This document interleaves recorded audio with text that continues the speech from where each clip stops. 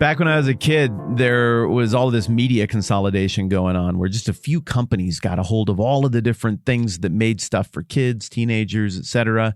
And they tried something risky that I think casts a very long, dark shadow. I think it made a mess of civilization. But their plan was to earn brand loyalty from young people to new brands by driving a wedge between young people and the previous generation. And so they would promote art that wasn't the kind of thing that really pushed anybody to change or grow or think like art in previous generations and centuries had done.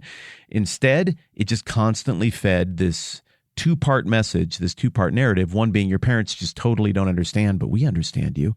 And the other being, hey, sex is no big deal. Also, it's the most important thing ever. Also, it's no big deal, like whatever. But it's the most important thing ever, and it's all we're going to ever talk about ever.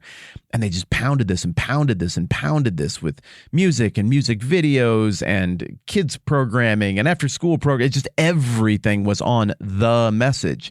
Well, during that same time, Christianity is trying to figure out what it looks like to exist in the age of mass media, and that didn't go super well. The strategy that seemed to win out was, we can't deny the appeal of this post-Beatles era mass media stuff for young people. They love it. But also we can't go along with the messaging and some of the dirty stuff that's going on with these obviously corrupt corporations trying to ruin family relationships just to exploit a new generation for their money. So what should we do? I know. They decided we're going to make a Christian, sanitary, family-friendly analog of every dirty thing that the world comes up with. Wow. I want to give that crowd the benefit of the doubt. I know they were trying. I'm not saying I could have done better. It was a strange, unprecedented time, but I do feel comfortable saying I don't think that worked out very well. Some of the most laughable, cringe-worthy things in the history of Western art and Christian art happened in those few decades, 80s, 90s, early 2000s, in an attempt to play catch-up and have an answer for the things that these very corrupt corporate powers were inflicting on kids. And so it's just a weird time, and I think it does inform a lot of the weirdness that we feel culturally right now. I think we're still in dialogue with whatever went wrong there between those two parties. But I went way longer on talking about that. Kind of got down the rabbit hole a little bit there. There's a point here for what we're talking about in Matthew 27, but I'm still not there. So there's a thing that one of those companies came up with called American Gladiators, late 80s, early 90s. They put a bunch of gym rats, a bunch of muscle-bound model types in spandex, and then they would take average people like you or me, and they put these poor normal people like accountants and everything out there, put them in a unitard also and be like, hey, run through this obstacle course while these mutated giants abuse you repeatedly, and people are going to watch that, and we did watch it. And I think that is what informed the Christian, more family-friendly response called the Power Team. Now, I'm not going to make fun of the Power Team. You got to commend anybody who takes the stuff that they're into and they try to do something with it that is useful and good and redemptive. And I'm 100% sure good things came out of this. But what they did, the Power Team, is they went around to schools and different events, and they would put on displays of like feats of crazy strength.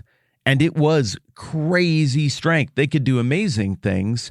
And then they'd have a message about the gospel or the kingdom or whatever. Look, I don't know. It's a different time. We need more time to break all of that stuff down. Here's the thing. And I took 4 minutes plus to get here, and I don't care. There was this one stunt what they would do where they would take like a New York City phone book, and they'd put it in front of, some poor kid in the audience, some sophomore who's just trying to impress a girl, get a date to homecoming. They'd be like, "Dad, rip this in half."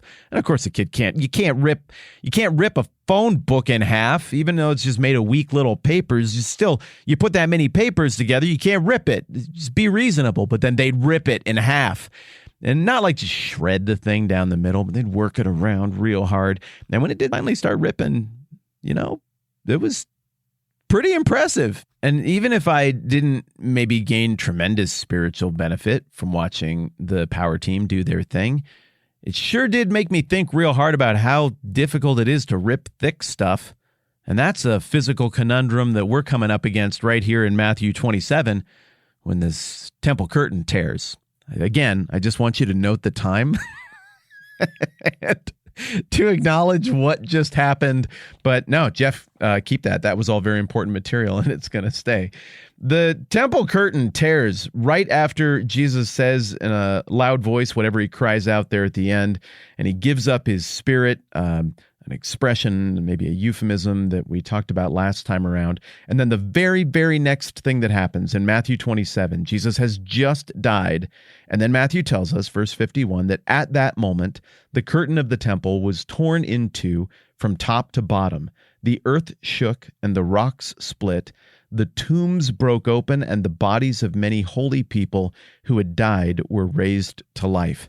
That is a lot of stuff without explanation that is unfolding here. What does all of this mean? What's the message that all of this is supposed to convey? What are we supposed to take away from this? Well, I can tell you this much, that even though there might be some debate as to what all of these things symbolize, it had a profound effect on the centurion who was there. That would be somebody who was commanding a unit of Roman soldiers, like the guy back in Matthew 8 when Jesus came down off the hill from the Sermon on the Mount.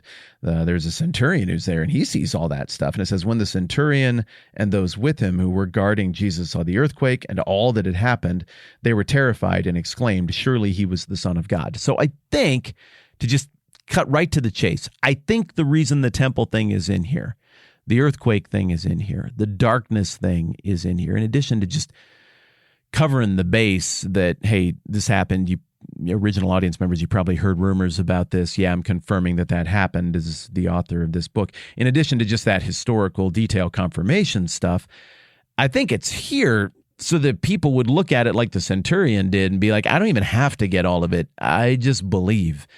John, 2 times at the end of his gospel, effectively says the same thing. Like, Jesus did a ton more stuff. There's not enough paper on earth to record everything that would need to be recorded. But the stuff that is here, the mind-blowing stuff you just encountered, this is all at the end of John, that's there that you would have sufficient evidence that you would believe that Jesus is who he says he is. He's the Son of God. There's a lot of paraphrase there, but I think it's a fair paraphrase. So, look, just cutting to the chase, which I haven't done much of in this episode, admittedly, the temple curtain being torn in two at the most basic level is supposed to be persuasive. The question I want to work through, well, over the next couple of days here is why? How would that be persuasive? Is it just a feat of power, like the power team, where they're like, I'm going to rip a phone book in half? Now you should believe in Jesus? Because look at that. Look at what just happened. And I think their message was more complex. That wasn't totally fair on my part. Is it just a gesture of power that is meant to unsettle people and make them more receptive to believing in something that previously they hadn't believed in? Or is there a more complex theological message? And surprise, I think there's a more complex theological message. And so do people throughout the history of Christianity. But there's some debate as to what that more complex theological message is. Now, some people look at this and they're like, oh, well, it's a follow-through on all of the stuff that Jesus said where he was in conflict with the religious leaders. It's a further indication of judgment. We'll explore that more tomorrow. Other people look at it and they're like, well, what curtain are we talking about? Isn't there more than one curtain in the temple, in the temple area? I mean, what curtain could you really see from where the crucifixion was happening? Wouldn't that be more likely to be the curtain that divides the part where the Gentiles can go from the part where only the Jews can go? So some people would look at this and say, yeah, this is the moment where the division between Jews and Gentiles is broken down by this work of Jesus that was always meant to be for everybody. Other people are going to look at this thing and be like, no, it looks like there's a lot more evidence in the Bible to suggest that what's happening here is that the division between God and man is being overcome by Jesus, this mediator, this great high priest, this go-between. Now, just to disclose my biases here, I was raised around the idea that it was that third one, and I hadn't really thought about the other two until I sat down just now and looked at this, and then I was like, well, I wonder if people read this one differently, because it doesn't super spell it out in Mark or Luke, and John doesn't give us quite the same details about the curtain and all of that. So what does it mean? So we're going to unpack that a little bit. But back to the power team deal and ripping a phone book.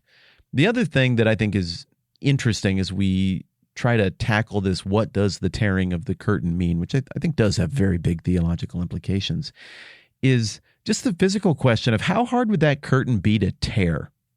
Now, if you're picturing one of those super breezy, tropical cabana curtains that you can mostly see through and that you can like walk behind when you're doing an ad for Banana Republic or some kind of perfume or something, then that's going to be pretty easy to rip. I mean, I'm pretty sure that Hulk Hogan intentionally picked super, super rippable fabric for those shirts he ripped off before he got in the ring. It'd be very embarrassing if he went with like a heavy triple thickness burlap and then he just yanked on it a whole bunch and grunted and veins stuck out in his forehead and finally he had to just slowly take the thing off in shame. No. I mean, we all know there's fabric that's going to go real easy. And then there's other stuff and you're like, dang, that actually would be pretty impressive if you could rip that. It's again like if somebody said like, oh, that dude ripped a book in half. Okay. But like what book? Was it The Pokey Little Puppy or Crime and Punishment? Because ripping those in half would mean different things and would get my attention to different degrees. So I'm not kidding. We're doing this. I've been doing a deep dive into the question of how thick actually was this curtain and how mind-blowing would it be for that thing to just rip. I actually think that detail affects what we make of this passage. And so we are going to do a little bit of history Bible deep dive on that topic tomorrow. I don't know if all y'all are bonus episode listeners. We don't publish those very often. From time to time we do. The one that I published on Saturday, 2 days ago as I'm recording this, that's a really important episode. Episode's not even the right word. It's a conversation, like people, because we're people and we do a thing together. And I've been putting a lot of thought and work in behind the scenes in terms of where we go next and what the plan is for the long haul. And there is going to be a long haul on this podcast. And a bunch of you responded to that episode already in such positive ways. Thank you for listening to it. Thank you for the encouragement on that. Thank you for the thoughtful feedback, the suggestions, the ideas. I would be very grateful if you are a listener to this show, if you would do me the honor of going and catching that bonus episode. I think it's really important for our conversation. Thanks a ton. I'm Matt. This is the 10-Minute Bible Hour podcast. Let's do this again soon.